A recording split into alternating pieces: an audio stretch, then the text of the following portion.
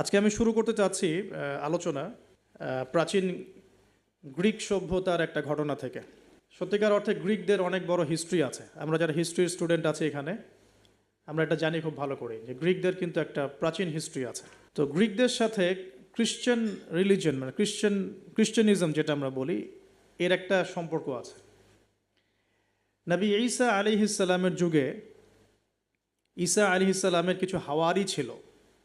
হাওয়ারি মানে হচ্ছে সাহাবি, মানে রাসূল সাল্লাল্লাহু আলাইহি ওয়াসাল্লামের ক্ষেত্রে আমরা বলি সাহাবি, ঈসা আলাইহিস সালামের ক্ষেত্রে আমরা বলছি হাওয়ারি। তো ঈসা আলাইহিস সালাম এর যে কাছের হাওয়ারি বা অনুসারী ছিলেন, তাদের মধ্যে দুজনকে তিনি প্রাচীন বলতে বোঝাচ্ছি তৎকালীন সময়কার গ্রিকের একটা ছোট্ট নগরী ছিল। নগরীটার নাম আন্তাকিয়া। নগরীর নাম হচ্ছে আন্তাকিয়া। এটা কিন্তু এখন সিরিয়ার মধ্যে পড়েছে। আমি কালকে ম্যাপ ঘাটাঘাটি করে দেখেছিলাম, এটা সিরিয়ার মধ্যে পড়েছে আর কি, এখনকার সিরিয়ার মধ্যে। তো এই সিরিয়ার সাথে গ্রিকদের, রোমানদের এবং খ্রিস্টানিজমের একটা সম্পর্ক আছে। এমনকি যখন খালেদ বিন ওয়ালিদ রাদিয়াল্লাহু আনহু তাদের সময় যখন এই যে পারস্য এবং রোম বিজিত হয়েছিল, তখনও কিন্তু এই জায়গাগুলো মুসলিমদের করতলগত হয়েছে। তো এই আন্তাকিয়া শহরের মানুষরা তৎকালীন সময় ছিল মুশরেক। এক কথায় কি ছিল? মুশরেক। আমরা মিলাতে পারি এটাকে আবু জেহেলের যুগের সাথে। আবু জেহেল, আবু লাহাব, উতবা, সাইবার যুগে যেমন একটা সমাজ ছিল শিরকে নিমজ্জিত, মূর্তি পূজা হতো, হ্যাঁ, মাধ্যম পূজা হতো, কবর পূজা হতো, মৃত মানুষের পূজা হতো ইত্যাদি। আবার যেমন আসহাবুল কাহাফের সময় দাকিয়ানুস বাদশার যে যুগটা ছিল, ওইটাও যেমন শিরকের মধ্যে ছিল। আবার ইব্রাহিম আলাইহিস সালামের সময় আজারের যুগটা, নমরুদের যুগটা যেমন ছিল, বা মূসা আলাইহিস সালামের সময় ফেরাউনের যুগটা যেমন ছিল, ঠিক ওই রকমই আন্তাকিয়ার যিনি রাজা ছিলেন, ওই সময়কার যুগটা ছিল শিরক বা কুফরে নিমজ্জিত আর কি। তো এই ছোট্ট রাজ্যটাতে নবী ঈসা আলাইহিস সালাম তাওহীদের দাওয়াত দেওয়ার জন্যে তার দুজন অনুসারীকে পাঠিয়েছিলেন। কয়জন ভাই? দুজন অনুসারীকে পাঠিয়েছিলেন। ওয়াদরিব লাহুম মাসালান আসহাবাল ক্বরিয়া। আল্লাহ পাক এটা সূরা ইয়াসিনের মধ্যে বলেছেন।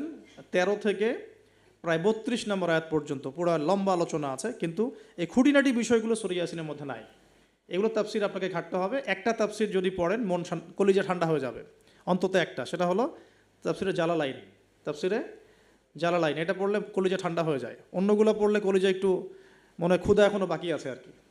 জালালাইন পড়লে মনে হয় যে ক্ষুধাটা মিটে গেছে, আলহামদুলিল্লাহ। এতটাই গভীর, আলহামদুলিল্লাহ, মাশাআল্লাহ।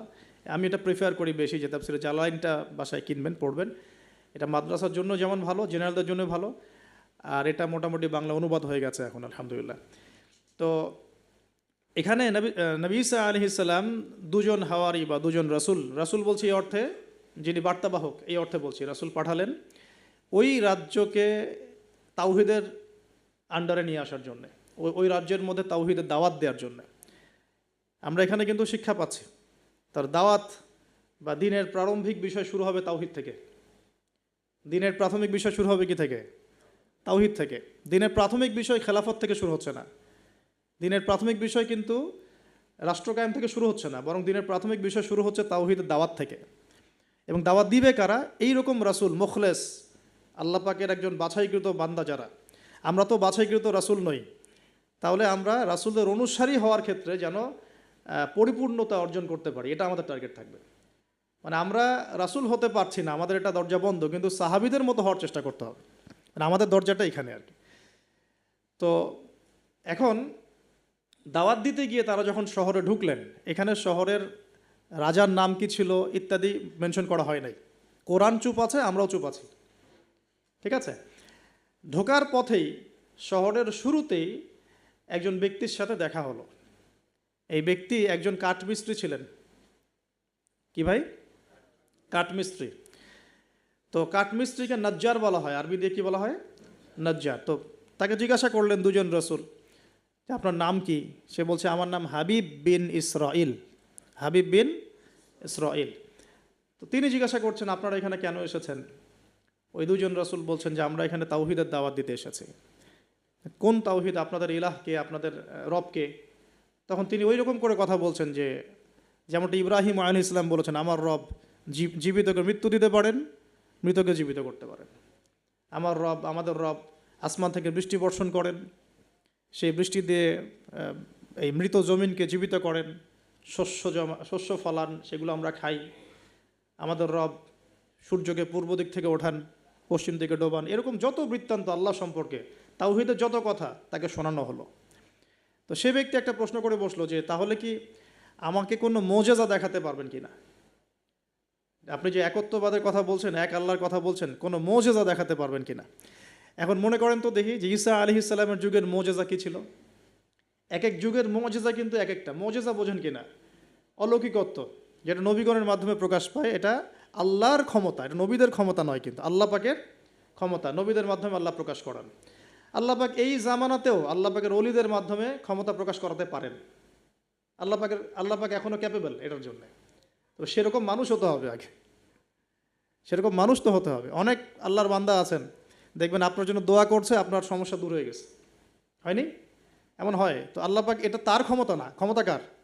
আল্লাহ পাকের। এখন ওই সময়কার মোজেজা ছিল কিন্তু কুষ্ঠ রোগীকে ভালো করে দেয়া, মনে আছে? অন্ধত্ব দূর করে দেয়া, এবং মৃত ব্যক্তিকে জীবিত করেছেন ঈসা আলাইহিস সালাম আল্লাহর হুকুমে, মনে আছে? যে যুগের মোজেজা, মানে যে যুগটা যে বিষয়ে বেশি বৈচিত্র্যময় ছিল, ওই যুগে আল্লাহ পাক ওই মোজেজাই দিয়েছেন। যেমন সুলাইমান আলাইহিস সালামের সময় জিনদের খুব দাপট ছিল, বুঝছেন? তো সুলাইমান আলাইহিস সালামের সময় জিনদের দাপটটা বেশি ছিল। আল্লাহ পাক জিনদের উপর সুলাইমান আলাইহিস সালামকে কন্ট্রোল দিয়ে দিয়েছেন। ওই যে বাতাসে তার সিংহাসন ফ্লাই করতে শুরু করলো, তার আংটির মধ্যে আল্লাহ পাক ক্ষমতা দিয়ে দিলেন। জিনদেরকে যে কাজ করতে বলতো সেই কাজ জিনরা করতে বাধ্য হতো, মনে আছে ঘটনা? আচ্ছা, আবার মুসা আলাইহিস সালামের সময় জাদুবিদ্যার চর্চা হতো, জাদুবিদ্যার চর্চা। এই চর্চা কিন্তু এখনও হয়, এখনও জাদুবিদ্যার চর্চা হয়, ব্ল্যাক ম্যাজিকের চর্চা এখনও হয়। এগুলো থেকে বেঁচে থাকাটা খুব বেশি ইম্পর্টেন্ট, কারণ এগুলোতে ইফেক্টেড হয়ে গেলে অনেক সমস্যা হয়ে যায়। আমি শেষের দিকে প্রশ্নোত্তর পর্বে কিছু আয়াত বলে দেবো আপনাদেরকে ইনশাআল্লাহ। এই কোরআনের আয়াতগুলো নিয়মিত পড়বেন ইনশাআল্লাহ তাআলা। তো ওই সময় আল্লাহ পাক মুসা আলাইহিস সালামকে লাঠি দিয়ে জাদুবিদ্যার বিপরীতে মোজেজা দেখিয়েছেন, মানে যখন যেটা তার বিপরীতে সেই মোজেজা, বুঝতে পারছেন? নবী সাল্লাল্লাহু আলাইহি ওয়াসাল্লামের যুগে কবি সাহিত্যের যুগ চলছে, একদম কাব্য সাহিত্য নিয়ে তারা খুব গর্ব করত। আল্লাহ পাক কোরআন নাজিল করলেন, সব সাহিত্য ধসে গেল। এটা কোরআনের মোজেজা।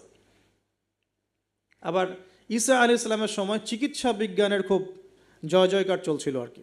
চিকিৎসা শাস্ত্র নিয়ে মানুষের অনেক বেশি মানে আগ্রহ ছিল, যেটা এটা দিয়ে এটা হয়, এটা দিয়ে এটা হয়। আল্লাহ পাক তখন এমন মর্যাদা দিয়েছেন যে মৃত মানুষকে জীবিত করে দেখিয়ে দিয়েছেন।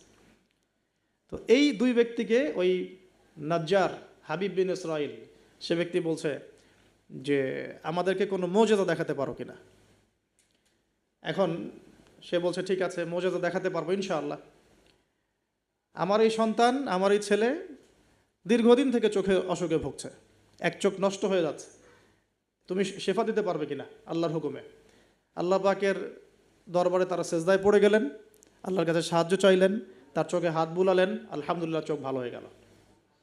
এগুলো কিন্তু কোনো গালগল্প নয়। এবার হাবিব নাজ্জার, তার কিন্তু বিশ্বাস হয়ে গেল, হ্যাঁ এটা তাওহীদের ফসল, এটা তাওহীদের ফসল। এবার তিনি দেনানদেন সাক্ষ্য দিলেন যে আশহাদু আল্লা ইলাহা ইল্লাল্লাহ ওয়া আন্না মুহাম্মাদান, তখন ছিল না, তখন ছিল কি ঈসা রূহুল্লাহ ওয়া আবদুহু, এরকম একটা কালিমা ছিল তখন, ঠিক আছে? তো তিনি মুসলমান হয়ে যেটা করলেন, ওই জনপদের থেকে নির্জনতা অবলম্বন করা শুরু করলেন। তিনি মুসলমান হয়ে কিন্তু জনপদের ভিতর ঢুকে পড়েন নাই, প্রথমে একটু নির্জনতা অবলম্বন করা শুরু করলেন, কারণ সমাজের সবাই কিন্তু মুশরিক। এখন ওখানে যদি আপনি সরাসরি ঢুকে যান, ঢুকায় আপনি এখন যদি জোরে জোরে তাকবীর দেওয়া শুরু করেন, তাহলে তো রিমান্ড হবে আর কি। তো তিনি নিজেকে একটু সেফ করে একা একা ইবাদত করা শুরু করলেন। এখানে আমাদের শিক্ষা আছে কিন্তু। আমি এই হাবিবে নাজ্জারের ঘটনা, ওই তৎকালীন সময়কার ওই আন্তাকিয়া শহরের শিরক, এগুলোর সাথে আপনি বর্তমান বিশ্বকে মেলাতে পারবেন। এখনকার বিশ্বের অবস্থাও কিন্তু মোটামুটি এরকমই। অনেক আলোচনা আমি আগে করেছি বিগত লেকচারগুলোতে, যে এই ওয়ার্ল্ডের প্রতিটা ডিপার্টমেন্টেই শিরক আছে, একদম এডুকেশন থেকে শুরু করে, শিক্ষা থেকে শুরু করে পলিটিক্স পর্যন্ত সবখানেই শিরক আছে।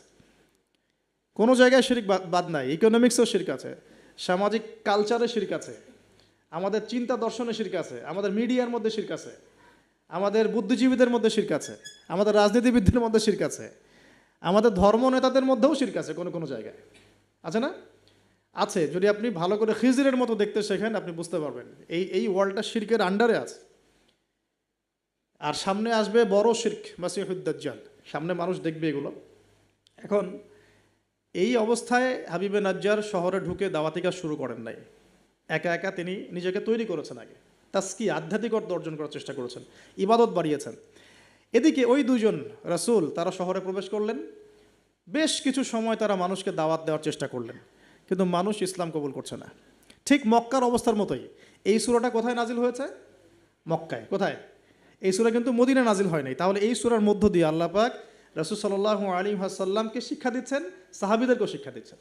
ঠিক মাক্কি পরিবেশের মতোই তৎকালীন পরিবেশটা ছিল।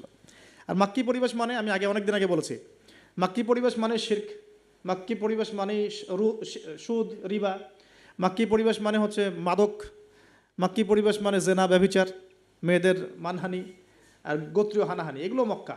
মক্কা মানে এগুলো যেটা এখনকার ওয়ার্ল্ডে চলছে। আপনি যদি ছোট ছোট সেন্সে চিন্তা করেন না, তাহলে আমাদের সোসাইটিটাও মাক্কি। ছোট সেন্সে চিন্তা করেন, এখানে শিরক দিয়ে ভর্তি, রিবা সুদ দিয়ে ভর্তি, মাদক দিয়ে ভর্তি, মেয়েদের যে জেনা ব্যভিচার পর্নোগ্রাফি এগুলো দিয়ে ভর্তি। আর কি গোত্রীয় হানাহানি তো আছেই, এটা এখন পলিটিক্যাল হানাহানিতে রূপ নিয়েছে। কোনো কোনো জায়গায় ধর্মীয় হানাহানি হচ্ছে, মসজিদে মসজিদে ভাগাভাগি হচ্ছে। আছে, মক্কার আদর্শ কিন্তু এখনও সমাজের মধ্যে আছে। খালি দার্শনিক দৃষ্টিভঙ্গিতে দেখতে শিখুন, একটু একটু খিদিরের মতো দেখতে শিখুন। এখন দেখুন, এই দুজন রাসূল দাওয়াত দেওয়ার পর, দীর্ঘদিন দাওয়াত দেওয়ার পরে যখন মানুষ ইসলাম কবুল করছে না, তখন তারা প্রকাশ্যে মানে আল্লাহু আকবার তাকবীর এটা দেওয়া শুরু করেছিল।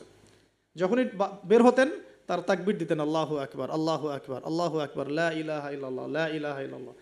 এভাবে প্রকাশ্য দাওয়াত দেওয়া শুরু করলেন, ঠিক আব্দুল্লাহ বিন মাসউদ রাদিয়াল্লাহু আনহুর মতো। নবী সাল্লাল্লাহু আলাইহি ওয়াসাল্লাম একদিন বললেন যে, কে আছো কুরাইশদেরকে কোরআন শোনাতে পারো?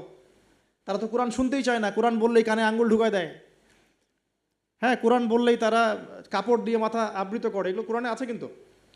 তখন আব্দুল্লাহ বিন মাসউদ, সুবহানাল্লাহ, রুয়াইয়াল গানাম বলা হতো তাকে, মানুষ তাচ্ছিল্য করত, মানুষ তাকে তাচ্ছিল্য করত। তার পা ছিল সরু, মানে চিকন সরু, পা দেখে আবু জেহেল হাসাহাসি করত, সুবহানাল্লাহ। আর ওই পায়ের নিচেই আবু জেহেলের মৌত আল্লাহ লিখেছিলেন, সুবহানাল্লাহ। ওই পা দিয়ে তার আবু জেহেলের বুকের উপর পাড়া দিয়ে তিনি তাকে গর্দান কেটেছেন বদরের মাঠে। খালি 13 বছরের ব্যবধান, সময়ের ব্যবধান, খালি জাস্ট টাইম টক্স, মানে সময় কথা বলে, কথা বলে না, সময় কথা বলে। এই আব্দুল্লাহ বিন মাসউদ রাদিয়াল্লাহু আনহুর পায়ের তলেই আবু জেহেল আবার মারা গেছে। তো এই আব্দুল্লাহ বিন মাসউদ রাদিয়াল্লাহু আনহু বললেন যে, আমি শোনাবো কুরাইশদেরকে কোরআন ইনশাআল্লাহ। তারপর তিনি বের হয়ে কাবা ঘরের সামনে গিয়ে আর রহমান আল্লামাল কোরআন খালাকাল ইনসান এই তেলাওয়াত শুরু করলেন। বাস, মায়ের শুরু হলো। এখন যদি আপনি বের হয়ে সবার সামনে বলেন, আল্লাহর হুকুম ছাড়া কোনো হুকুম নাই, ইনিল হুকমু ইল্লা লিল্লাহ, আল্লাহর হুকুম ছাড়া কোনো হুকুম নাই, ওয়ামান লাম ইয়াহকুম বিমা আনজালাল্লাহু ফাউলাইকা হুমুল কাফিরুন, মায়ের একটা মাটিতে পড়বে? একটাও? গায়েবী হয়ে যেতে পারেন আপনি, নাই নাই, আউট অফ হিস্ট্রি। আপনি আপনার কথা মানুষ ভুলেই যাইতে পারে, হয় না এমন? আর যদি জাতিসংঘে গিয়ে বলেন যে এর যত বেজ আছে সব শিরকের উপর আছে, সারা ওয়ার্ল্ডের মধ্যে শুধু ইসলামিক খেলাফা চলবে, তাহলে কি হবে? তো এই অবস্থা হয়েছে আব্দুল্লাহ বিন মাসউদ রাদিয়াল্লাহু আনহুর। বেচারা মক্কায় গিয়ে কাবা ঘরের সামনে গিয়ে বলছে, লা ইলাহা ইল্লাল্লাহ, আল্লাহ ছাড়া কোনো মাবুদ নাই, আর রহমান আল্লামাল কোরআন খালাকাল ইনসান আল্লামাহুল বায়ান, হ্যাঁ ফাবিআইয়ি আলাই রাব্বিকুমা তুকাযযিবান। বাস, আবু জেহেল, আবু লাহাব, উতবা, সাইবা সবগুলো মেরে মারা শুরু করেছে। তাহলে শিক্ষা হচ্ছে এগুলো সুন্নত। শিক্ষাটা কি? দিনের পথে যদি সত্যিকার কেউ ইফোর্ট দেয় তাহলে এই জিনিসগুলো তার ভাগ্যে আসবে। এই নির্যাতন, নিপীড়ন বা অপদস্থতা তার ভাগ্যে আসবে। যাদের ভাগ্যে আসছে না, 100% বলতে পারবো যে সেটা সঠিক পথ নয়, 100%। হ্যাঁ, সঠিক পথের ডানে বামে আমরা চোরা রাস্তা খুঁজি তো, সঠিক ক, সঠিক খ, সঠিক গ, হ্যাঁ, সঠিক অল্প সঠিক, বেশি সঠিক, একটু বেশি সঠিক, মানে এরকম আর কি। সত্যিকার অর্থে ওই রকম সঠিক পথে গেলে এগুলো আসবেই। তো এটা একটা ফলসিফিকেশন টেস্ট, যাদের উপর এগুলো আসতেছে সন্দেহ নাই যে ইনশাআল্লাহ তারা সঠিক পথে আছে। তারা সারা দুনিয়া থাক না থাক ওই ব্যক্তি সঠিক পথে আছে, না হলে তার উপরে এগুলো আসতো না। এখন যাই হোক, ওইদিকে যাচ্ছি না আমি। এখানে এই দুজন রাসূল সেম ভূমিকা পালন করলেন। ব্যাস, এবার রাজা তাকে গ্রেফতার করা শুরু করলো। কোন রাজা? আন্তাকিয়া শহরের রাজা। রাজা কিন্তু খ্রিস্টান ধর্মাবলম্বী ছিলেন, রাজা খ্রিস্টান ধর্মাবলম্বী ছিলেন না, খ্রিস্টান ধর্মাবলম্বী হওয়ার জন্য ঈসা আলাইহিস সালাম তাকে দাওয়াত দিচ্ছেন আর কি, এই দুজন রাসূলের মাধ্যমে। তো রাজা তখন এই দুজন ব্যক্তিকে ধরে রেখে দিল। এই দুজন ব্যক্তির নাম এক একটা কিতাবে এক এক রকম এসেছে। আমি 3টা নাম পেয়েছি আর কি। একটা হচ্ছে, প্রথম ব্যক্তির নাম ছিল ইউহান্না, হ্যাঁ। দ্বিতীয় ব্যক্তির নাম ছিল রাসূল, কিন্তু তারা মানে কার রাসূল? ঈসা আলাইহিস সালামের প্রেরিত দূত, এই দূত অর্থে বলছে রাসূল। একজনের নাম ছিল বাউলাস, একজনের নাম হচ্ছে ইউহান্না, একজনের নাম কি ছিল? বাউলাস। আর অন্য একটা বর্ণনা আসছে যে একজনের নাম ছিল সাদেক, আর একজনের নাম ছিল মাসদুক। একজনের নাম সাদেক, একজনের নাম মাসদুক। আচ্ছা, এই দুজন এখন গ্রেফতার। তো এবার তাদেরকে রেখে দেওয়া হয়েছে। ঈসা আলাইহিস সালাম আরও একজন ব্যক্তিকে তাদের সাহায্যের জন্য পাঠালেন। এটাই হলো কোরআনের এই আয়াতটা, যে ওয়াদরিব লাহুম মাসালান আসহাবাল ক্বরিয়া ইয জাআহাল মুরসালুন ইয আরসালনা ইলাইহিম ইসনাইন ফাকাযযাবুহুমা ফাআজ্জাজনা বিসালিস। যখন তাদের দুইজনকে অস্বীকার করা হলো, আমি আরও একজনকে পাঠালাম। এই আরও একজনের নাম হচ্ছে আপনার শামউন। কি নাম? শামউন। এই শামউন ছিল খুবই বিচক্ষণ। এখান থেকে আমাদের শিক্ষা আছে একটা, যারা দাওয়াতি কাজ করতে চান, দিন নিয়ে চলতে চান, দিন প্রচার করতে চান, বা দিন নিয়ে বড় স্বপ্ন দেখেন, এই শামউনের মধ্যে শিক্ষা আছে। কীরকম শিক্ষা? এই শামউন গিয়ে সরাসরি তাদেরকে বলল না যে আমি ওদের দুজনকে বাঁচাতে আসছি, বরং শামউন নিজের পরিচয় গোপন করে ফেলছে। শামউন নিজের পরিচয় গোপন করে সে অর্ডিনারি মানুষের রূপে সমাজে মেলামেশা শুরু করলো। সে মোটামুটি একটা ছদ্মবেশ ধারণ করেছে আর কি, এবং আস্তে আস্তে আস্তে আস্তে রাজার ঘনিষ্ঠ মানুষদের সাথে তার একটা সম্পর্ক তৈরি হয়েছে। এমনও বহু মানুষ কিন্তু এখন সমাজের মধ্যে আছে না? সরাসরি ইমান জানান দিতে পারে না, কিন্তু ভিতরে ভিতরে ইসলামকে সমর্থন করে, আছে না? আমাদের প্রতিটা ডিপার্টমেন্টে এমন ভাই বোন আছে কিন্তু, যারা ইসলামকে মন থেকে সাপোর্ট করে, কিন্তু হয়তো চাকরির ভয়, এইটার ভয় মানে এক্সপোজ করতে পারে না। তো প্রথমত সে সেভাবে নিজেকে গুটিয়ে নিল। এক পর্যায়ে রাজার কাছে তার নাম ছড়িয়ে পড়লো। সে একদিকে তাদের সাথে মেশে, আরেকদিকে সে আল্লাহর কাছে দোয়া করে, নামাজ পড়ে, সেজদা করে। সে কিন্তু একজন আধ্যাত্মিক গুণান্বিত মানুষ। এক পর্যায়ে রাজার দৃষ্টি আকর্ষিত হলো তার প্রতি। ওই যে ইউসুফ আলাইহিস সালামের প্রতি রাজার দৃষ্টি আকর্ষিত হয়েছিল না? স্বপ্নের ব্যাখ্যা কেউ দিতে পারে না, ইউসুফ দিয়ে দিলেন। 7 বছর দুর্ভিক্ষ হবে, ওকে আমার কাছে নিয়ে আসো, ওকে আমার কাছে নিয়ে আসো, ওকে আমার কাছে নিয়ে আসো, আমি তাকে আমার নিকটস্থ কাছের মানুষ বানিয়ে দিব। তো রাজা বা শাসক যদি সৎ হন, মনের মধ্যে যদি সততা থাকে না, তিনি খুঁজে বের করতে পারবেন কার দ্বারা আসলে জাতির খেদমত হওয়া সম্ভব। এটা দায়িত্ব তাদের খুঁজে বের করা, যে কোন কোন মানুষদেরকে কাছে নিয়ে আসলে দেশের বা জাতির খেদমত হবে। এই সৎসাহস তো সবাই দেখাতে পারে না এখন এই ব্যক্তি, এই রাজা মোটামুটি এদিক থেকে বিচক্ষণ ছিল। সে এই শামউনকে কাছাকাছি নিয়ে আসলো, নিয়ে এসে বলল যে তোমার সব কথাবার্তা আমার কাছে খুব ভালো মনে হয়, তোমার জ্ঞানতাত্ত্বিক কথাবার্তাগুলো তুমি বলো, এগুলো খুব ভালো মনে হয়, তো তুমি আমার কি উপকার করতে পারো? তো শামউন বলছে যে আমি শুনেছি যে আপনার জেলখানায় 2জন ব্যক্তি আছে। কোন 2জন? আগে দুজন গ্রেপ্তার। তো তাদের ব্যাপারে আপনার কি মন্তব্য? তো আমার মন্তব্য, আমি আসলে ভাবার সময় পাইনি তাদেরকে নিয়ে, রাজা খুব ব্যস্ত ছিল। তাকে আমার কাছে নিয়ে আসেন, আমি কিছু কথা বলতে চাই তাদের সাথে। শামউনের কথা শুনে রাজা নিয়ে আসলেন তাদের 2জনকে। এবার কৌশলে শামউন এই 2জন ব্যক্তির মধ্য দিয়ে রাজাকে দাওয়াত দিচ্ছে। শামউন কৌশলে এই 2 ব্যক্তির মাধ্যমে রাজাকে দাওয়াত দিচ্ছে। শামউন এদেরকে বলছে যে তোমরা কোন আল্লাহর ইবাদত করো, কোন আল্লাহর কথা বলছো, আমাদের এখানে তো এমন কোনো আল্লাহ নাই। তখন তারা আবার ব্যাখ্যা দিচ্ছে, আমরা সেই আল্লাহর কথা বলি যে আল্লাহ ছাড়া কোনো ইলাহ নাই, যিনি আসমান থেকে বৃষ্টি বর্ষণ করেন, যিনি মৃতকে জীবিত করেন, ইত্যাদি ইত্যাদি। তাওহীদের সব কথা তারা বলা শুরু করলেন, এবং রাজা কিন্তু শুনছে। শোনার মাধ্যমকে শামউন নিজে। তাহলে এখানে আমাদের শিক্ষা আছে না? তা আপনারা একটু ইসলামের পথে আসলেই সমাজ থেকে ডিসকানেক্টেড হতে চান কেন?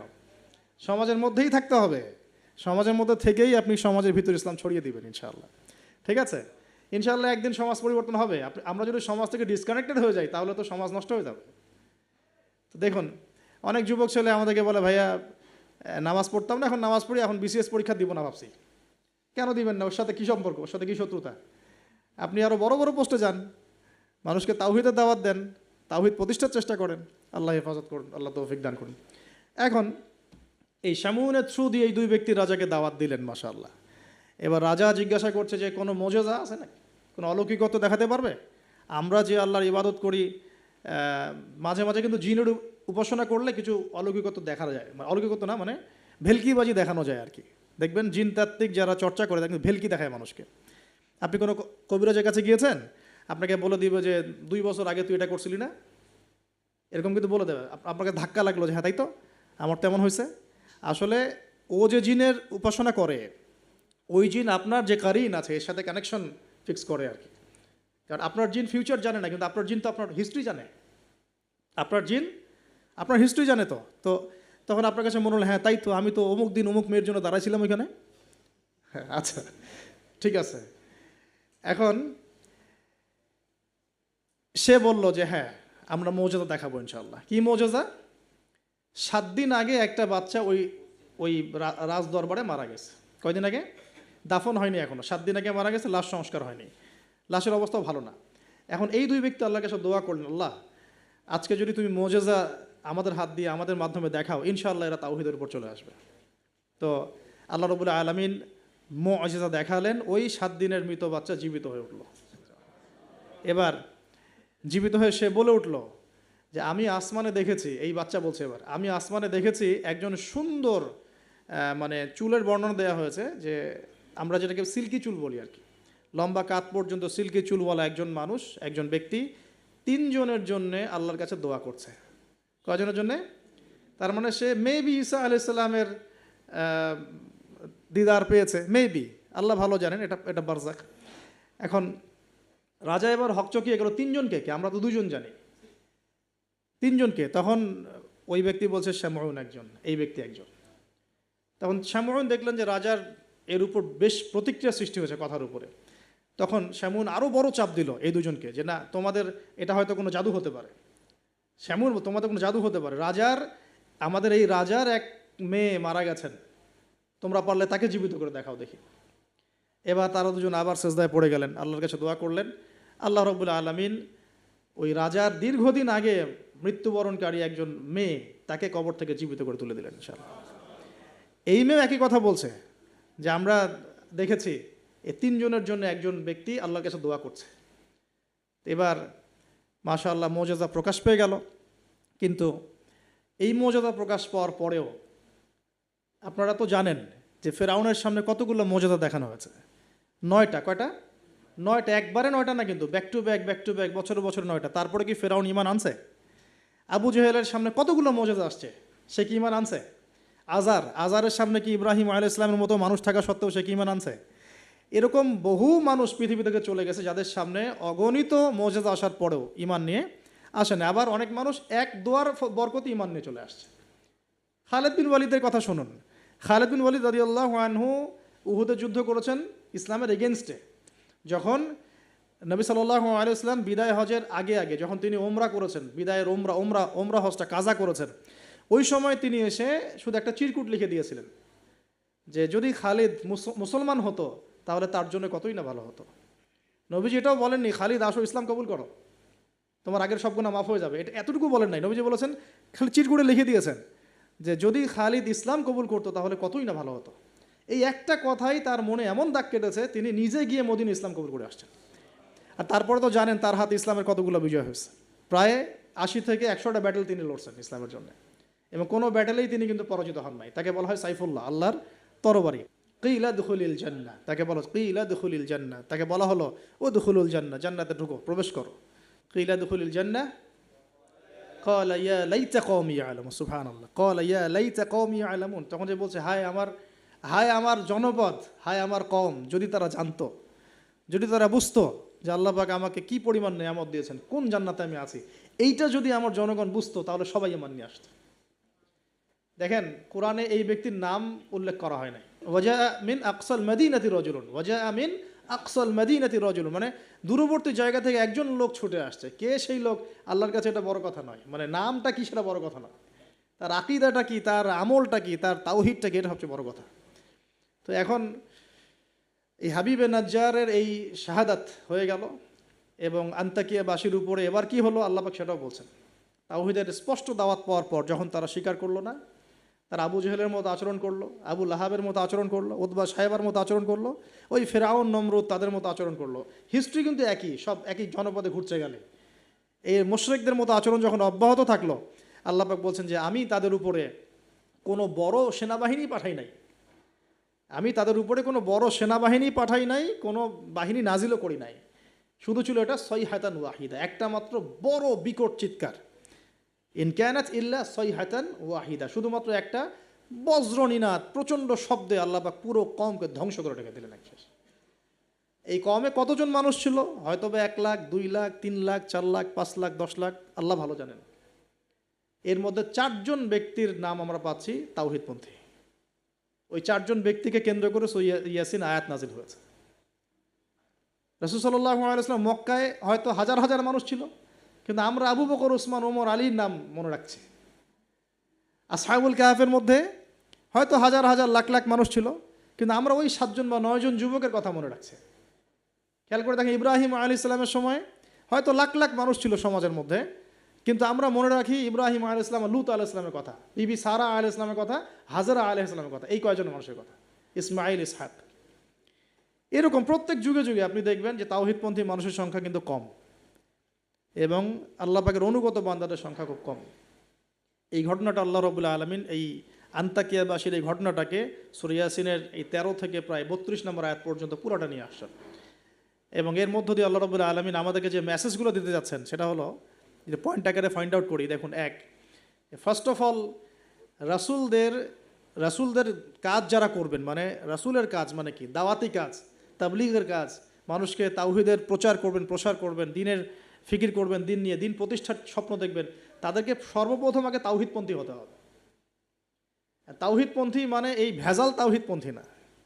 এই তাওহীদ না যে আমি তাগুতও মানি আবার ইয়াও মানি, মানে ইসলামও মানি, আমি তাগুতও মানি, আমি কুফরও মানি, আমি সুদও মানি, হ্যাঁ, আমি দলীয় বিভাজনও মানি, আমি কি বলবো যে ব্যক্তি পূজাও করি, আমি শায়েখ পূজাও করি, আমি সবই করি, আবার তাওহীদও আছে। মানে এই গোলালো মার্কা তাওহীদের কোনো কাজ নাই বাংলাদেশে।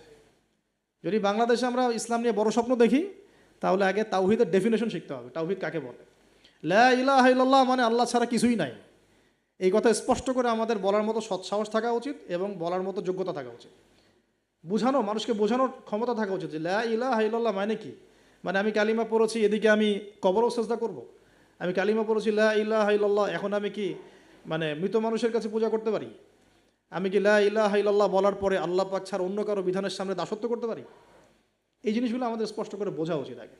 তাওহীদের উপর থাকা এবং তাওহীদ বোঝায়, তাওহীদের দাওয়াত মানুষকে দেওয়া। আপনারা কিতাবুত তাওহীদ, শিরক কি ও কেন, এই টাইপের অনেকগুলো বই পাবেন বাজারে। এগুলো পড়লেও তাওহীদ সম্পর্কে অনেক কিছু জানতে পারবেন ইনশাআল্লাহ। আর সব তাওহীদ একসাথে এস্টাবলিশ করা যায় না, ধাপ থাকে। ব্যক্তি পর্যায়গুলো আগে আমরা সংশোধন করব, আমাদের পরিবারটাকে সংশোধন করার চেষ্টা করব ইনশাআল্লাহ। আস্তে আস্তে আমরা তাওহীদের দাওয়াত মানুষকে দিব। আল্লাহ পাক যখন কবুল করবেন দেখবেন ইনশাআল্লাহ তাআলা, শুধুমাত্র আমরা আমাদের সমাজ কেন, আখিরুজ্জামানের হাদিসগুলো বলছে যে ইসলাম পুরো বিশ্বের প্রতিটা ঘরে প্রবেশ করবে ইনশাআল্লাহ। একটা কাঁচা ঘর বাকি থাকবে না, একটা পাকা ঘরও বাকি থাকবে না, এমনটাই হাদিস এসেছে। একটা কাঁচা ঘরও বাকি থাকবে না, একটা পাকা ঘরও বাকি থাকবে না, যেখানে লা ইলাহা ইল্লাল্লাহ প্রবেশ করবে না। এটা হবে ফিউচার, ওয়ার্ল্ডের ফিউচার এইটা। যত ফিউচারের কথাই মানুষ বলুক না কেন, ভিশন 2030, 2040, 2050, হ্যাঁ, ভিশন কবলাল কিয়ামা, মানে ভিশন ইমামুল মাহদি আর ভিশন ঈসা আলাইহিস সালাম হচ্ছে যে পৃথিবীর প্রতিটা ঘরেই তাওহীদের কালিমা লা ইলাহা ইল্লাল্লাহ প্রবেশ না করে আল্লাহ পাক কিয়ামত দিবেন ইনশাআল্লাহ। এটা হলো আল্লাহ পাকের হুকুম, হয়ে গেছে, কুদি আল আমর, লেখা হয়ে গেছে এটা। এখন আমরা আগে, তাহলে আমাদের দায়িত্ব কি ভাই? আগে তাওহীদ শিখতে হবে। এখন তাওহীদ তো একা একা শেখা যায় না, স্পেশালি আপনারা যারা জেনারেল ব্যাকগ্রাউন্ড থেকে আসছেন, সবাই তো আর একা একা পড়ে কেউ আলেম হয়ে যেতে পারবো না, পারবেন?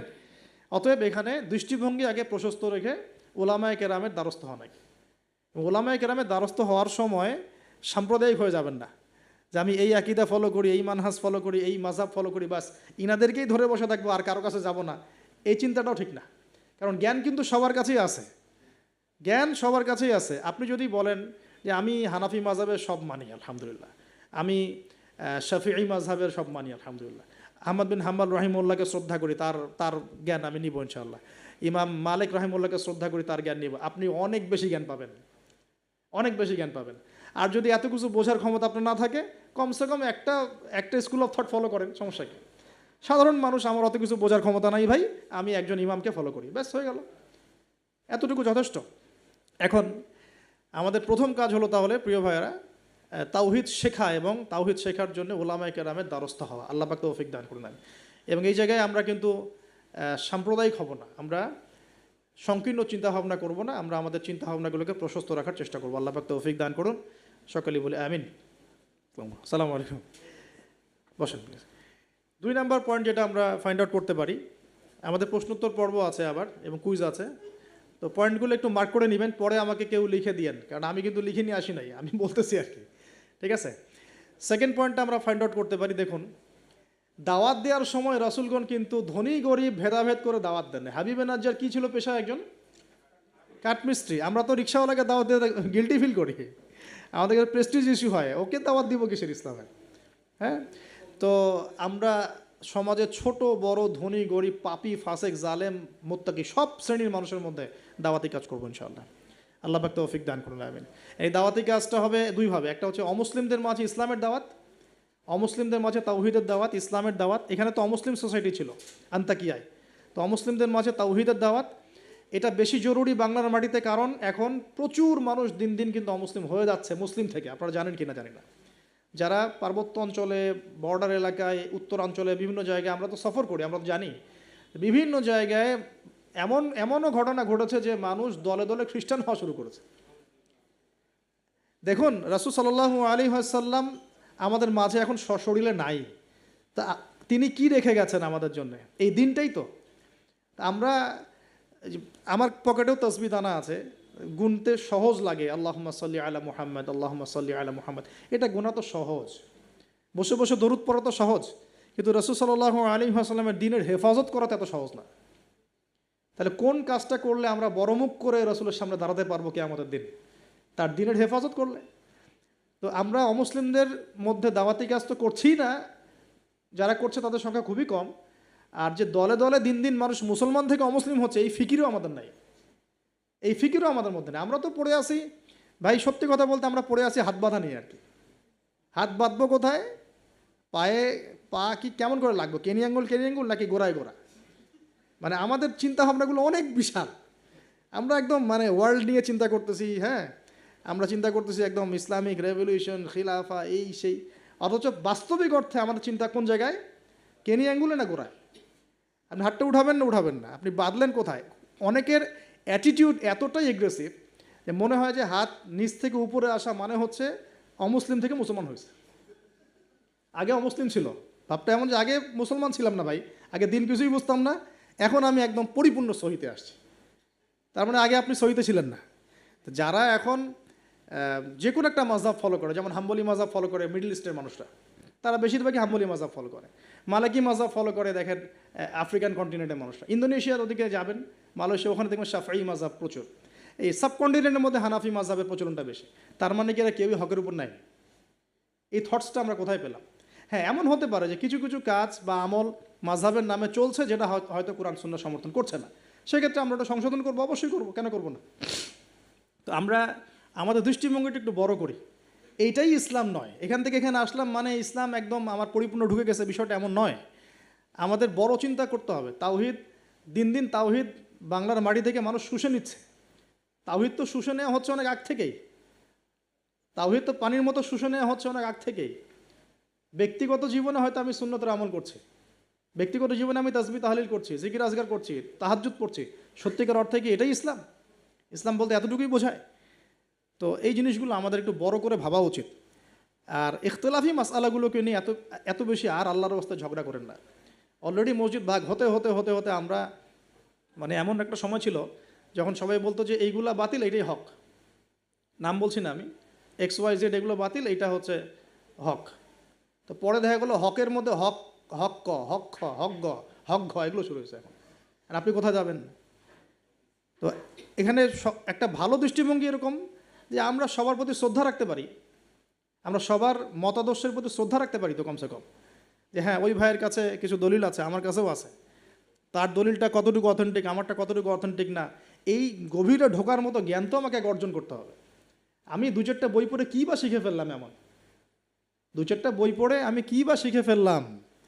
আর যে রেফারেন্সগুলো দেয়া আছে বইয়ের নিচে, ওই রেফারেন্সগুলো ঘাটার মতো যোগ্যতা আমার হয়েছে কিনা, মনে করেন একটা বই পড়ছেন, নিচে আপনার একদম সব বুখারি মুসলিম লেখা। তো এই বুখারি মুসলিমের ভিতরে ঢোকার যোগ্যতাটা কি আপনার হয়েছে কিনা, বা ওইটার উসুল আপনি বোঝেন কিনা, ওই হাদিসটা সত্যি সত্যি ওই মাসআলা সাবিত করে কিনা এটা আপনি বোঝেন কিনা, ওই হাদিসটাকে নিয়ে ওই দলিলটাকে নিয়ে আপনি কি অন্য কোনো মুহাক্কিক আলেমের কাছে গিয়েছেন কিনা, তাদের জবাবটা শুনেছেন কিনা। আমরা অনেক ছোট জায়গায় আছি ভাই। আমি একটু খোলামেলা কথা বলছি, আমরা এখন অনেক ছোট পরিসরে চিন্তা করছি। ইসলামের এগেনস্টে যারা কাজ করছে ওরা অনেক বড় করে চিন্তা করছে, ওরা দিন দিন মানুষকে অমুসলিম বানাচ্ছে।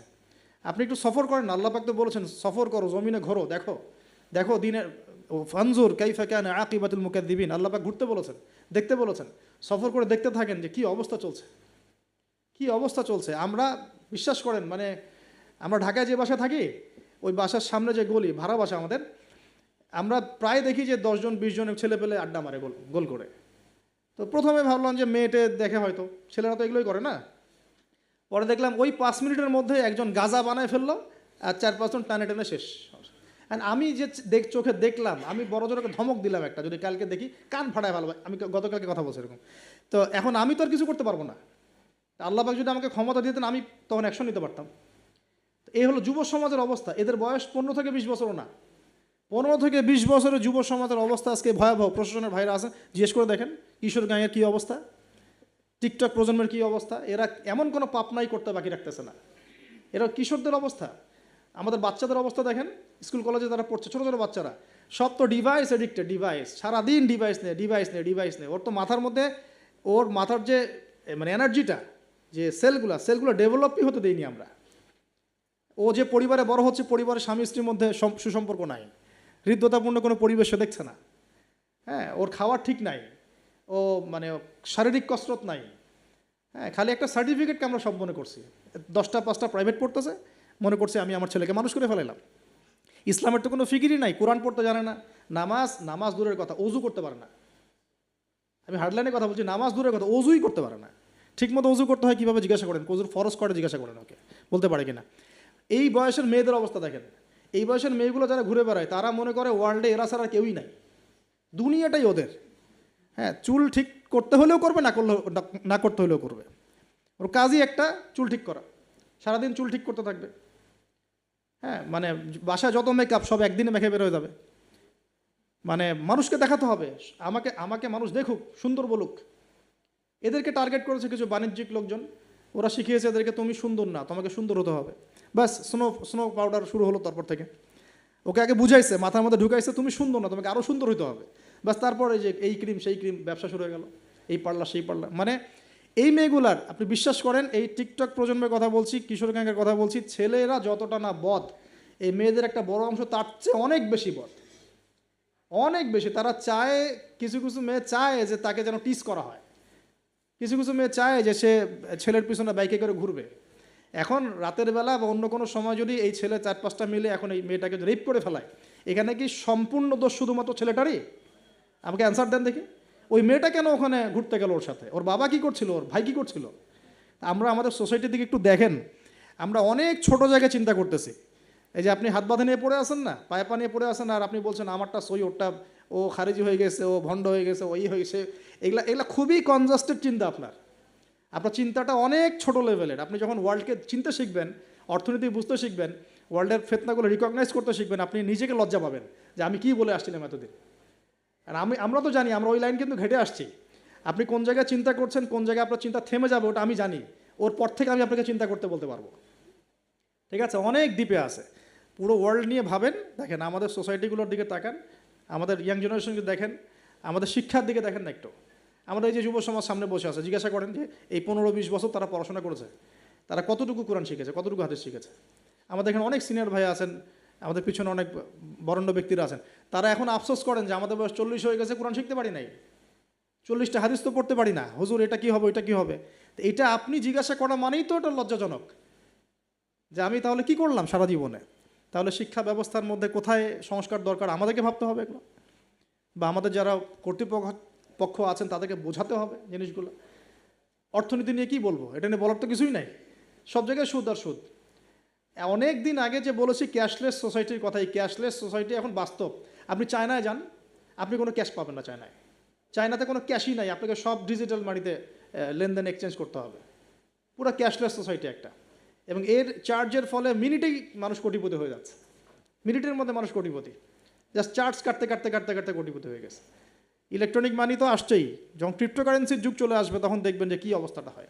তা আমাদের ইকোনমিক্স সেকশনের এই মানে কি বলবো যে আধুনিকায়নই বলেন অথবা আধুনিকায়নের স্রোতের সমস্যাগুলো, এগুলো ফাইন্ড আউট করার মতো আলেম ওলামারও ঘাটতি আছে। যখন সমাজে ক্লাসিক্যাল ট্র্যাকের বাইরে কেউ কথা বলে তখন হাসে, হ্যাঁ হাসে যে কি বলতেছে এগুলা, গোল্ড কয়েন, দিনার দিরহাম, এগুলো আবার কি বলে। অথচ দিনার দিরহামের কথা রাসূল সাল্লাল্লাহু আলাইহি ওয়াসাল্লামের সময় থেকে আসে। কতদিন বোঝানোর চেষ্টা করলাম, হ্যাঁ কতদিন যে বোঝানোর চেষ্টা করলাম যে ভাই 10 লাখ টাকা বাসায় রেখে দেন, দেখেন টাকার মান কমে না বাড়ে। আর যদি 10 লাখ টাকার সমপরিমাণ জমি থাকে আপনার, এটার মান বাড়বে না কমবে। এতটুকু বোঝাতে পারতেছি না যে এগুলো সাস্টেইনেবল কোনো অ্যাসেট না। কারেন্সি ছিল গোল্ড, দিনার এবং সিলভার দিরহাম, তো এখন সেটা নাই ভালো কথা, কিন্তু আমাদেরকে তো বুঝতে হবে যে আমাদের ফিউচার কী। ইউসুফ আলাইহিস সালামের ফিউচার, ইউসুফ আলাইহিস সালাম যেভাবে তার জাতিকে 7 বছরের একটা মানে গোল নিয়ে সামনে গিয়েছিলেন যে আমরা মূল্যবান সম্পদগুলো করি, মানে সংরক্ষণ করি, যখন দুর্ভিক্ষ সময় আসবে তখন আমরা বাঁচতে পারবো। এর ফলশ্রুতিতে মিশরের লক্ষ লক্ষ মানুষ বেঁচে গেছে। তা আমাদের সেই ফিকির কোথায়? তো আমি একটা পয়েন্ট থেকে এতদূর চলে আসছি যে আমরা অনেক ক্ষুদ্র জায়গায় চিন্তা করছি। এই যে 1 হাতে মোসাফা না 2 হাতে মোসাফা, আপনার এইগুলা আপনার চিন্তাটাকে এত ছোট জায়গায় নিয়ে আসছে যে আপনি বড় করে এখন ভাবতেই পারতেছেন না। আর আমাদের দরকার, যদি আমরা সত্যি কথা বলছি, যদি আমরা চাই যে আমাদের সমাজ, দেশ এবং জাতি আগামীতে অনেক বেশি সমৃদ্ধি অর্জন করুক, আমাদের ক্রিটিক্যাল থিঙ্কার্স দরকার। আমাদের দরকার ক্রিটিক্যাল থিঙ্কার্স, যারা চিন্তা করতে পারে, ওয়ার্ল্ড নিয়ে ভাবতে পারে, মানে ইসলামটাকে ওয়ার্ল্ডের সাথে মিশাতে পারে। ইসলাম একদিকে পড়ে থাকবে আর ওয়ার্ল্ড একদিকে চলে যাবে, তাহলে তো হইল না কিছু। দেখেন ওই সময় লাত উজ্জা মানাত শিরক এগুলো বলতেন, লাত উজ্জা মানাতের মূর্তি পূজা শিরক এগুলো বলতেন সাহাবীরা। এই যুগে যদি আবু বকর ওমর রাদিয়াল্লাহু আনহু আসতেন, তারা কি ওই কথাই বলতেন? এই যুগের শিরকগুলোকে ফাইন্ড আউট করতেন? বলেন তো দেখি। নিঃসন্দেহে তারা এই যুগের সাথে আপডেটেড থাকতেন। তা আমাদেরকে এই যুগের সাথে আপডেটেড থাকতে হবে। তো আল্লাহ পাক আমাদেরকে তৌফিক দান করুন, আমিন। তো হ্যাঁ, শেষ করতেছি। তো যেটা বলছিলাম যে আমার শ্রদ্ধেয় দিনী ভাইয়েরা, মুরব্বী কেরাম যারা আছেন, আমাদের হাতে সময় শেষ হয়ে আসছে, যে প্রথমে আমরা তাওহীদটা শিখবো ইনশাআল্লাহ। তাওহীদের চর্চা করব। নিজের পরিবারটাকে আগে আপনি তাওহীদপন্থী বানান। আপনাকে সমাজ নিয়ে আগে ভাবতে হবে না, আগে আপনি আপনার পরিবারটাকে তাওহীদপন্থী বানিয়ে ফেলেন। আল্লাহ পাক তৌফিক দান করুন। আপনার সন্তানদেরকে তাওহীদ শেখান। আপনার স্ত্রী, আপনার সন্তান, আপনার মেয়ে, আপনার আত্মীয় স্বজন, এদের মাঝে আপনি আগে দাওয়াতি কাজটা করার চেষ্টা করেন। আল্লাহ পাক তৌফিক এনায়েত করুন। এবং এটা একা একা শেখা যাবে না। আমি বলছি যে দিনই ইলম অর্জন করব, অবশ্যই মুহাক্কিক আলেম খুঁজব। আমি কোনো আলেমের নাম বলে দিব, কারণ আমি একটা নাম বললেই অপোজিশন আছে, বলবে যে না ওনাকে তো আমি মানি না। আমি যদি বলি যে আমি আল্লামা তাকি উসমানীকে খুব ফলো করি, ভালোবাসি, পছন্দ করি, তারও তো হেটার্স আছে না? তো বলবে যে আপনি ফলো করেন, আমি করি না, আপনি মানেন, আমি মানি না। তো এই জন্য আমি কোনো নাম বলতে যাচ্ছি না। আপনি আপনার বুঝ অনুযায়ী, আপনার কাছে সারা ওয়ার্ল্ড ঘেটে যে মনে হয় যে না এই আলেম হকের উপর আছেন, তার কথাগুলা ভালো, তার ইলমি গভীরতা ভালো, তিনি সাম্প্রদায়িক না বা ইত্যাদি, তিনি হকের উপর আছেন, হক বলতে দ্বিধা করছেন না, হক বাতিলের সাথে মিক্স করছেন না, মানে আপনি বুঝেন, আপনাকে তো আল্লাহ পাক মেধা দিয়েছেন, আল্লাহ পাক তো আপনাকে বিবেক দিয়েছেন, আপনি বোঝার চেষ্টা করেন। তবে আমি রিকোয়েস্ট করবো একটা জিনিস এখানে, যে আপনি আলেমদেরকে দলে দলে ভাগ করে দিয়েন না, এবং আলেমদের মধ্যে সাম্প্রদায়িকতা সৃষ্টি করেন না, আলেমদের মধ্যে শত্রুতা বাড়ায় দিয়েন না। আপনি মৌমাছির মতো হন, এটা আমার নসিহত, আপনি মানবেন কি মানবেন না আপনার বিষয়। আমি এটা ফলো করার চেষ্টা করি, যে আমি নিজেকে একজন মৌমাছি মনে করি। আমাকে যদি বলেন যে এই যে রিক্সাওয়ালা রিক্সা আমাকে নামিয়ে দিল বাসায়, তার কাছেও আমার শেখার কিছু আছে। আপনি যদি মৌমাছি হন, আপনি এখান থেকে শিখতে পারবেন, অবশ্যই শিখতে পারবেন। এরকম অনেক শেখা আমরা শিখেছি। এখানে হাবিবে নাজ্জার ইতিহাসে জাজল্যমান হয়ে থাকলো, কিন্তু ওই রাজার নাম ইতিহাসে আসে নাই। একজন কাঠমিস্ত্রির নাম ইতিহাসে জাজল্যমান হয়ে থাকলো। হাবিবে নাজ্জারকে আল্লাহ পাক বললেন যে উদখুলুল জান্নাহ, জান্নাতে ঢোকো। সে বলছে ইয়া লাইতা কওমি ইয়ালামুন, হায় আমার কওম যদি জানতো জান্নাত কত সুন্দর জায়গা। অতএব প্রিয় ভাইরা, মৌমাছি হয়ে যান, যেখানে হক পাবেন, ভালো ভালো দিনই ইলম পাবেন, আপনি সেটা নেওয়ার চেষ্টা করেন। পরে আস্তে আস্তে যখন আপনার ম্যাচুরিটি বাড়তে থাকবে, আপনি বুঝবেন যে আসলে কোনটা হকের সবচেয়ে বেশি কাছাকাছি। আপনি ধরেন মেডিকেল সায়েন্স পড়েছেন, ইঞ্জিনিয়ারিং পড়েছেন, এখন আপনি বোঝেন না যে ক্লাস 8, 9, 10-এ কোন জায়গায় গ্যাপ ছিল, বুঝতে পারি না আমরা। এভাবে আস্তে আস্তে গ্র্যাজুয়ালি আপনি যেতে থাকেন, এক পর্যায়ে আল্লাহই আপনাকে সেই এলেম, প্রজ্ঞা, হিকমা দিবে, আপনি চূড়ান্ত লেভেলে বুঝতে পারবেন যে হ্যাঁ এইটা ঠিক আছে, এখানে থাকলে কোনো সমস্যা নেই অ্যাটলিস্ট। আর বাংলাদেশে যত হকপন্থী ওলামায়ে কেরাম আছেন, হোক সালাফি ঘরানার বা হানাফি ঘরানার বা ইত্যাদি, হক সবার মধ্যেই আছে, সবার মধ্যেই আছে। তবে কিছু কিছু ব্যক্তি আছে, উভয় ঘরানারই কথা বলছি, কিছু কিছু ব্যক্তি যারা আমানতের সাথে খেয়ানত করছেন। ওই জিনিসটা বুঝতে হলে আপনাকে ওই ওই লেভেলে যেতে হবে। আপাতত আপনি সব ওলামায়ে কেরামকে শ্রদ্ধা রাখেন, শ্রদ্ধা রেখে আপনি এলিম অর্জনের চেষ্টা করুন, যেটা আপনার কাছে পাচ্ছেন, আপনি আপনার শহরে পাচ্ছেন, আপনার কাছাকাছি পাচ্ছেন। আর একটা রিকোয়েস্ট করবো যে অনলাইনে আহলুল ফেসবুক ওয়াল ইউটিউব হয়ে যাবেন না। এই এই জামাত নিয়ে বড় সমস্যা। এটা একটা আবার জামাত বের হয়েছে, এই জামাত মানে আবার জামাত ইসলাম না, আবার যারা রেকর্ড করতেছেন এটা আবার দিয়ে দিন না, জামাতি কথা বলে আসছে। আমি বলেছি যে আহলুল ফেসবুক ওয়াল জামা, মানে এরা ফেসবুক আর ইউটিউব দেখে দিন শেখে। তো ফেসবুক ইউটিউব দেখে দিন শেখা যাবে না। ফেসবুক ইউটিউব দেখে আমরা মাঝে মাঝে কিছু তথ্য নিতে পারি, কিন্তু এই জগৎটা ইহুদি খ্রিস্টান দ্বারা নিয়ন্ত্রিত এবং একটা ফেতনার জগৎ। এখানে জিবরাইল আলাইহিস সালামকে চুবাই দেন, মানুষ তাকেও গালি দেওয়া শুরু করবে। হ্যাঁ, এখানে যে কোনো নবীকে নিয়ে আসেন, মানুষ তাকেও গালি দেওয়া শুরু করবে। এটা যে এত জঘন্য একটা জায়গা, এখানে কাউকে আর ভালো মানুষ রাখে নাই কেউ। যে কোনো আলেমের নাম বলেন, আমি তার ব্যাপারে 10টা খারাপ বের করে দিতে পারবো, আর আমার ব্যাপারে 11টা পারবো আর কি। ঠিক আছে, যে কোনো মানুষের কথা বলেন, কাউকে ভালো রাখে নাই। তো এইখান থেকে এলেম নেবেন না। এখান থেকে আপনি হয়তো কিছু তথ্য পাবেন, আবার তো সব তথ্য কিন্তু সঠিক না। এখানে রাতকে দিন বানানো যায়, দিনকে রাত বানানো যায়। ঠিক আছে, তো আপনি আলেমের দ্বারস্থ হবেন, তার কাছে যাবেন, সিলেবাস বলবেন যে আমি এই লেভেলে পড়েছি, আমার জেনারেল লাইনে এই পর্যন্ত পড়া হয়েছে, আমি এখন এই পড়াশোনা করছি, আমাকে একটা আমার মতো করে সিলেবাস গড়ে দেন। দেখবেন আলেমরা কিন্তু একটা সিলেবাস আপনাকে আপনার লেভেলে করে দিবে আর কি। আমার লেভেলের সিলেবাস আপনার সিলেবাস এক হবে না, কিন্তু আমার লেভেলে যে সিলেবাস, আমাকে যে সিলেবাস করে দেওয়া হচ্ছে, সেটা কিন্তু আপনার মতো হবে না, আপনারটা আমার মতো হবে না। আপনাকে আমি যদি বলি, আপনাকে প্রথমে দেওয়া হবে কোরআন তেলাওয়াত শেখার ব্যাপার, নুরানি শিখবেন আপনি আগে, তারপর নাজেরা শিখবেন, তারপর আপনি হিপসে কিছু অংশ হিপস করবেন, তারপরে আরবি, যে এসো আরবি শিখি টাইপের বইগুলো আছে, এসো সরফ শিখি, এসো নাহু শিখি, এগুলো শিখবেন, ক্লাসিক্যাল অ্যারাবিক ল্যাঙ্গুয়েজ শিখবেন, তারপরে আপনি এবারত পড়ার যোগ্যতা অর্জন করবেন, দেন আপনি আস্তে আস্তে হাদিসের কেতাবগুলো মোতালা করবেন, এইভাবে যাবেন, সিরাত পড়বেন। কিন্তু সবার সিলেবাস তো একরকম হবে না। এই সিলেবাস ভিত্তিক পড়াশোনা না করলে, বিক্ষিপ্ত পড়াশোনা, আজকে এই বই, কালকে ওই বই, কালকে সেই, একদম মাথাটা ম্যাসাকাট হয়ে যাবে। এই বিক্ষিপ্ত মাথা দিয়ে আপনি না কিছু চিন্তা করতে পারবেন, না সত্য মিথ্যা বুঝতে পারবেন। তখন আপনার মাথাটাকে যে কোনো দিকে নিয়ে যাওয়া সম্ভব। আমার মাথা এত সহজে যে কোনো দিকে নেওয়া সম্ভব হবে না ইনশাআল্লাহ, বিকজ আমি এগুলো সব ঘাটাঘাটি করেছি। এমন একটা কথা বললেই আমি ফট করে গ্রহণ করবো না, কিন্তু আমি কিন্তু বিষয়টাকে অনেক গভীরে গিয়ে যাচাই বাছাই করে তারপর সিদ্ধান্তে আসার চেষ্টা করব। কিন্তু যারা বিক্ষিপ্ত মানসিকতার, যে কোনো দিকে নেবেন, বাতাস ওই দিকে দৌড়ানো শুরু করবে আর কি। এবং বাংলাদেশে যে চরমপন্থার যে একটা ব্যাপার আছে না, চরমপন্থী একটা আকীদার ব্যাপার আছে, এইটা এই বিক্ষিপ্ত মানসিকতারই ফলশ্রুতিতে হয়েছে। তারা যদি কনস্ট্রাকটিভ সিলেবাসে পড়াশোনা করতো না, তাদের মানসিকতা এমন হতো না, কিন্তু উগ্র হতো না। তারা বুঝতো, সমাজ বুঝতো, রাষ্ট্র বুঝতো, বিশ্ব বুঝতো, ওইভাবে তারা ইসলামকে নিয়ে যাওয়ার চেষ্টা করতো। আল্লাহ পাক আমাদের সবাইকে এই বুঝগুলো অর্জন করার তৌফিক দান করুন। আমি আসলে অল্প সময়ে অনেক বেশি কথা বলতে চাই, হয়তো একটু এলোমেলো করে ফেলছি।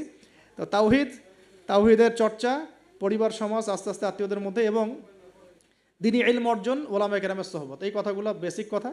এর পাশাপাশি আমরা বলবো যে দেখুন, এই প্রত্যেক যুগে যুগে আন্তাকিয়াবাসীর যে অবস্থা ছিল, প্রত্যেক যুগে যুগেও কিন্তু তাওহীদ আর শিরকের কনফ্লিক্ট এমনই ছিল। আপনি আবু জেহেলের যুগ বলেন, আবু লাহাবের যুগ বলেন, ওতবা সাহেবার যুগ বলেন, ফেরাউন নমরুদের যুগ বলেন, সেম হিস্ট্রি। এখন আমাদের ওয়ার্ল্ড অ্যাফেয়ার্সও সেম, আমাদের ওয়ার্ল্ডেও এইভাবেই চলছে। এখানে শিরক আছে, এখানে কুফর আছে, আমাদের ওয়ার্ল্ডে সুদ আছে, আমাদের ওয়ার্ল্ডে জিনা আছে, আমাদের ওয়ার্ল্ডে পর্নোগ্রাফি আছে। যত পাপ আছে পৃথিবীতে, এই সমস্ত পাপের গ্লোবালাইজেশন হয়েছে এই ওয়ার্ল্ডে। আমরা একটা ভয়ঙ্কর বিশ্বে বাস করি। আমাদের মতো ভয়ঙ্কর বিশ্বে মনে হয় যে ওই আবু জেহেলরাও থাকে নাই। বিশ্বাস করেন না এটা? আবু জেহেলের যুগে শিরক ছিল, এটা গ্লোবালাইজেশন ছিল না। আবু জেহেলের যুগে রিবা ছিল, কিন্তু ওটার গ্লোবালাইজেশন ছিল না, এত র্যাপিডলি মানে ফেতনা ছড়িয়ে পড়তো না। আমরা সবচেয়ে ফেতনাময় পরিবেশে বসবাস করছি। সামনে আরও ফেতনা আসবে, তারপর হয়তো বা আল্লাহ পাক কোনো একটা কিছু আনবেন ইনশাআল্লাহ তাআলা, কারণ রাতের পরে দিন আসবে, এটাই স্বাভাবিক। তো এখন এই ফিতনাগুলো পরিবেশে আমাদের কিভাবে আমরা চলবো? তাহলে ফার্স্ট অফ অল আমাদের ইলম অর্জন এক নাম্বার। তারপরে আমি বলবো যে আমাদের ইলম অনুযায়ী বেশি বেশি আমল দরকার, অনেক বেশি আমল দরকার, এবং অনেক বেশি আলেমদের সাথে সোহবত দরকার। এই সোহবতে আমাকে দিন শেখাবে, আমল উৎসাহিত করবে। একা একা না থাকা, কিছু দিনই ভাই মিলে অ্যাটলিস্ট একটা অ্যাসোসিয়েশন বা ফাউন্ডেশন বা কিছু একটা সোশ্যাল কোনো ওয়ার্ক, মানে এরকম কিছু নন পলিটিক্যাল, নন প্রফিটেবল, এগুলোর মধ্যে থাকা, তাহলে আপনি মানে একে অপরের সাথে মোজাকারা করে চলতে পারবেন। বা এগুলো করতে না পারলেও যে কোনো একটা বৃহত্তর জামা, যেমন যেটা ক্লাসিক্যাল ট্রেন্ড আছে, কেউ কওমির মধ্যে আছেন, কেউ তাবলিগে আছেন, কেউ সালাফিজমে আছেন, মানে একটা একটা ঘরানা ফলো করে চলা, তাহলে আপনার কিছু দিনী ভাইয়ের সাথে আপনি মানে মিলেমিশে থাকতে পারবেন, আপনাকে ইসলাম সংশোধন করতে পারবে একজন আরেকজনের। আর এখানে বিভক্তি না বাড়ানো, ঐক্যবদ্ধ থাকতে গিয়ে আবার বিভক্ত বানায় দল ক্রিয়েট না করে ফেলা। মনে করেন আমরা একটা ফাউন্ডেশন করলাম, এই ফাউন্ডেশনটাকে একটা দল মনে করা, না মনে করা যে আমি আমারটাই সত্য মিথ্যা চূড়ান্ত মানদণ্ড, এরকম মনে না করা, বরং আপনাকে সবার সাথে মিউচুয়াল করে চলার চেষ্টা করতে হবে। মানে হকপন্থীদের কথা বলছি, হকপন্থীদের সাথে মিউচুয়াল করে চলার চেষ্টা করতে হবে। তো না হলে ওইটা আবার আরেকটা ফেরকা হয়ে যাবে আর কি। আপনি হক প্রতিষ্ঠা করতে গিয়ে নতুন একটা ফেরকার জন্ম দিয়ে ফেলেন না, যেটা হয়েছে বাংলাদেশে। বাংলাদেশে হক প্রতিষ্ঠা করতে গিয়ে মানুষ বহু ফেরকার জন্ম দিয়ে ফেলছে আর কি। এমন যে বললাম না, হক ক, হক খ, হক গ, হক ঘ, কেউ কারোর সাথে কারো আবার মিল নেই। কয়ের আমির একজন, ক্ষয়ের আমির একজন, গয়ের একজন, ঘয়ের একজন, এইরকম হজবরল একটা হসপস অবস্থা হলো তো সমস্যা। তো একসাথে থাকবো। শোনেন, এই কথাটা খুব ভালো করে শোনেন, আব্দুল মালিক সাহেবের বই থেকে কথাটা বলছি, আমি অনেক শ্রদ্ধা করি। মতানৈক্য থাকবে, তার উপর ঐক্য হবে। মতানৈক্য আছে, ওই ভাই আমার ধরেন যে বাবরি চুল পছন্দ করে, আমি করি না। ওই ভাই মনে করেন যে কি বলবো, রফিল এদান করে, আমি করি না। ওই ভাই মনে করেন যে কি বলবো যে হ্যাঁ জোরে আমিন বলে, আমি আসতে বলি। মতানৈক্য তার সাথে আমার আছে, কিন্তু তারপরেও আমাকে একসাথে থাকতে হবে। এরকম অবস্থায় না আসতে পারলে আপনি বাংলাদেশ কেন, সারা ওয়ার্ল্ড অ্যাফেয়ার্স চিন্তা করে মুসলিমদের ঐক্যবদ্ধ কোনো প্ল্যাটফর্ম বা কোনো রকম রেভলিউশন, এটা আসলে সম্ভব হবে না। বরং এই সুযোগগুলো কাজে লাগায় অমুসলিম যারা আছে, ইসলামের শত্রু যারা আছে, এরা আপনাকে আরও ডিভাইড অ্যান্ড রুল নিতে থাকবে। End of the day you will destroy yourself, আপনি নিজেকে ধ্বংস করে ফেলাবেন আর কি। আর এরপরে আমাদের এখনকার করণীয় হচ্ছে ফিতনাগুলো রিকগনাইজ করা, আগে ফিতনাগুলো চিহ্নিত করতে শেখা যায়, কোন কোন জায়গায় কোন কোন ফিতনা আছে, তারপরে সেখান থেকে বাঁচার পদ্ধতিগুলো গ্রহণ করা। আর একটা কথা বারবার জোর দিয়ে বলছি আমি, ইলম অর্জনের কোনো বিকল্প নাই, প্রচুর পড়াশোনা করতে হবে। আল্লাহ পাক আমাদের সবাইকে প্রচুর পড়াশোনা করার তৌফিক দান করুন। মনে করেন এখন থেকে নিয়াত করেন যে ইনশাআল্লাহ আগামী 10 বছর আমরা ডানে বামে এত না দেখে পড়াশোনাই করতে থাকবো ইনশাআল্লাহ। খালি পড়াশোনা করতে থাকেন। আপনাকে এখন রাষ্ট্রের দায়িত্ব নেওয়ার দরকার নেই আপনার, আপনি পড়াশোনা করেন, দিনই ইলম অর্জন করেন, প্রচুর পড়াশোনা করেন, করে আপনি ডিনামাইট হন ভিতর থেকে, ঠিক আছে? ইনশাআল্লাহ আপনার আমার যদি যোগ্যতা থাকে, আল্লাহ যদি আমাদের মধ্যে কবুল মানে ইসলাহ দেখেন, সংশোধন দেখেন, মানে খালেস নিয়াত দেখেন, হ্যাঁ খুলুসিয়াত দেখেন, আল্লাহ পাক চাইলে আপনাকে অন্ধকার থেকে তুলে রাষ্ট্রের নেতা বানাইতে পারেন না? ওই যে জেলখানার কূপ থেকে তুলে ইউসুফ আলাইহিস সালামকে রাষ্ট্রের দায়িত্ব দেওয়া হয় নাই? এই দায়িত্ব কে দিয়েছে? আল্লাহ পাক দিয়েছে। তো এটার যোগ্যতা, পড়াশোনা করুন, প্রচুর ইলম অর্জন করার চেষ্টা করি, আল্লাহ পাক তৌফিক এনায়েত করুন, আমিন। এর সাথে আমলটা বাড়াই, ওলামায়ে কেরামের সোহবত এবং তাসকিয়া মানে আত্মশুদ্ধি। ডেইলি আমরা যে কাজগুলো করি এর মধ্যে দোয়া থাকবে, জিকির থাকবে, হ্যাঁ তাসবিহ তাহলিল থাকবে, কোরআন তেলাওয়াত থাকবে। কোরআন তেলাওয়াত মিস দিয়ে না, প্রত্যেক দিন কমপক্ষে 1 ঘন্টা কোরআন তেলাওয়াত করেন, বা 1 ঘন্টা না পারে 1 পারা কোরআন তেলাওয়াত করেন। 1 পারা টার্গেট নেন যে আমি পার ডে 1 পারা করে কোরআন তেলাওয়াত করব। এবং আমার ওস্তাদ আমাকে নসিহত করে ছাড়বা না, এক হচ্ছে প্রতিদিন কোরআন নর্মাল তো তেলাওয়াত করোই, একটা পৃষ্ঠা হলেও অর্থসহ পড়বে, একটা পৃষ্ঠা হলেও অর্থসহ। এই যেমন 5টা আয়াতের উপর আমরা কিন্তু আজকে আলোচনা করলাম, 4-5টা আয়াতের উপরে অর্থসহ পড়বে। 2 নাম্বার হচ্ছে রাসূল সাল্লাল্লাহু আলাইহি ওয়াসাল্লামের হাদিস 4-5টা করে প্রতিদিন পড়ার চেষ্টা করো, একটা বিশুদ্ধ বই থেকে। আর রাসূলের সিরাত, জীবনী 2-3টা পৃষ্ঠা হলেও পড়ার চেষ্টা করো প্রতিদিন। এই কাজগুলো করলে হয় কি, ঈমান তাজা হয়। আপনি অজুর ফজিলত জানেন, অনেক দিন আগে পড়েছেন, এখন অজু করতে গেলে সেই ফিলটা আপনি পাবেন না। আপনি এখনই অজুর ফজিলতটা আরেকবার পড়ে যান, দেখেন আপনি অজু করতে গেলে একটা ফিল পাবেন যে এটা আমার গুনাহ মাফ হচ্ছে এখান থেকে। এটা হচ্ছে ইলম অর্জনের ফলে আমাদের কিন্তু ঈমানটা রিচার্জ হয়। তো আমলটা বাড়াই, ডেইলি এই আমলগুলো চালু করি, জিকির আজগার, তাসবিহ তাহলিল। পারিবারিক তালিম করতে পারলে খুব বেশি ভালো হয়। হ্যাঁ, পরিবারে দাওয়াত দিব, পরিবারে আমরা এগ্রেসিভ হব না, পরিবারে অলওয়েজ দাওয়াত দিবেন। পরিবারবর্গ ইসলাম মানে দাওয়াতের পথে আসলো কি না, হ্যাঁ আপনার সংশোধনের পথে আসলো কি না, এটা নিয়ে এত বেশি ওভার ব্লাস্টেড হওয়ারও দরকার নাই। আমার দায়িত্ব দাওয়াত দেয়া, বোঝানোর, ভাই বুঝিয়েছি, দোয়া করি আল্লাহর কাছে, আল্লাহ যেন সবাইকে হেদায়েত দেন, ব্যাস দ্যাটস অল, আপনার কাজ হয়ে গেছে। এরপরে আমরা আমাদের সামর্থ্য অনুযায়ী দাওয়াতি কাজ অব্যাহত রাখবো। হয়তো ওলামায়ে কেরামের সোহবতে বা যে যেভাবে করছেন আলহামদুলিল্লাহ, প্রতিষ্ঠিত কোনো জামায়াতের মধ্য দিয়ে, অথবা ক্লাসিক্যাল ইসলামিক ট্রেন্ডে যে যেভাবে কাজ করছেন আলহামদুলিল্লাহ। এই কাজগুলোকে সমন্বয় করাটাই চ্যালেঞ্জ। বাংলাদেশে প্রচুর কাজ হয় ইসলামের। আল্লাহ পাক কাকে যে কবুল করবেন, আমি খুব মনে মনে দোয়া করি আল্লাহ পাক যেন একজন যোগ্য মানুষকে কবুল করেন, যিনি এই দিন ইসলামের যে কাজগুলো দেশে চলছে এগুলোকে যেন ইউনাইটেড করতে পারে আর কি। এইটা চ্যালেঞ্জ আর কি। কাজ যে হচ্ছে না তা না, কাজ প্রচুর হয়, দিনই কাজ প্রচুর। আমাদের মসজিদের অভাব নাই, মাদ্রাসার অভাব নাই, মক্তবের অভাব নাই, কিন্তু বিশ্বাস করেন যে ওই যে ইসলামের ইকামাত, ওই ইকামাতের ছিটা ফোটাও নাই আমাদের মধ্যে। অতএব এটাকে আমাদের মধ্যে আল্লাহ পাক যেন যোগ্য ওমরের মতো কোনো মানুষকে দিয়ে কবুল করে নেয়, আমিন। আল্লাহ পাক আমাদেরকে এই যুগের আবু বকর, ওমর, ওসমান, আলী হওয়ার তৌফিক দান করে নেয়, আমিন। তো শেষ কথা হলো যে এই জিনিসগুলো আমরা পরিবারে এস্টাবলিশ করার চেষ্টা করি, হালাল খাই, এই কথাটা বলতে ভুলে গিয়েছিলাম। রিজিকের মধ্যে আমরা একটু হালালত্বের চেষ্টা করি, হারাম থেকে বাঁচার চেষ্টা করি। মেয়েদের থেকে সতর্কতা অবলম্বন, মেয়েদের থেকে সতর্ক থাকেন। আপনার রিজিকের সামর্থ্য হয়ে গেছে, আপনি বিয়ে করে ফেলেন, কিন্তু কোনো রকমের হারাম কোনো সম্পর্কের দিকে যাবেন না। খুবই খারাপ জিনিসটা। যার মধ্যে জিনা ঢুকে যাবে সে কখনো আল্লাহর মারেফত অর্জন করতে পারবে না। যার মধ্যে জেনা ঢুকে গেছে এর মনটা পবিত্র হতে পারবে না। তো মনের মধ্যে শয়তানি কিলবিল করবে, মনটা পবিত্র হতে পারবে না। পর্ন দেখার অভ্যাস থাকলে বাদ দিই। মেয়েদের দিকে তাকালে চোখ নিচু করার অভ্যাস করার চেষ্টা করি। আমি তো আপনাদের শহর ঘুরে ঘুরে আসলাম একটু আগে, এখানে তো চোখের হেফাজত করাটা ঢাকার মতোই কঠিন, ঢাকার মতোই কঠিন। তো এখানে আপনাদেরকে আরও বেশি ইমানের পরিচয় দিতে হবে। আমাদের সবাইকে আল্লাহ পাক তৌফিক দান করুন, আমিন। চক্ষু নিচু করা, পারলে বিয়ে শাদী করে ফেলা এবং পর্ন থেকে দূরে থাকা। অহেতুক আমরা ইউটিউব, ফেসবুকে অনেক মুভিজ দেখি, এটা দেখি, ক্লিপ দেখি, এগুলো বন্ধ করতে হবে। যদি আমরা সত্যিকার অর্থেই চাই যে ইসলাম নিয়ে কিছু করতে, এ যুগের আবু বকর, ওমররা যেভাবে চিন্তা করতেন ওইভাবে চিন্তা করতে হবে। আল্লাহ পাক আমাদের সবাইকে কবুল করুন, আমিন। আর আমাদের সন্তানদের ব্যাপারে আমরা ফিকির করব, তাদেরকে আমরা কোথায় পড়াবো, কিভাবে মানুষ করব, এই বিষয়গুলো ফিকির করব।